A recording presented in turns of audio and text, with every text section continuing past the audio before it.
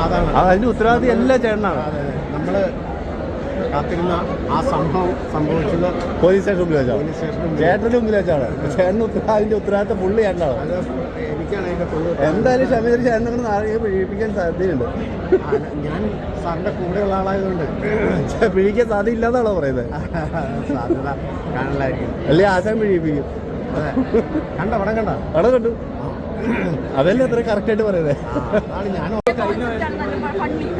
ഈ രണ്ടോളം മൂന്നാണ് അടിപൊളി. അടുത്ത പാട്ടിന് വെയിറ്റിംഗ് ആണ്. അടുത്ത പാട്ട് 4-ാം ഭാഗം ഉടനെ ഉണ്ടാവും. പടം അടിപൊളി പടം കേട്ടോ. കണ്ടിരിക്കോട്ട് ഇറങ്ങിയതേ ഉള്ളൂ. സൂപ്പർ പടം. പിന്നെ നല്ല എൻജോയ്മെന്റും കാര്യങ്ങളുണ്ട്. പിന്നെ നമ്മുടെ ഇന്ദ്രൻസ്, അത് ആശാൻ എന്ന് പറയുന്ന നല്ലൊരു കഥാപാത്രം ചെയ്തിരിക്കുക. എല്ലാവർക്കും ഇഷ്ടപ്പെടുന്ന നല്ല അടിപൊളി പടം. പിന്നെ അതുപോലെ തന്നെ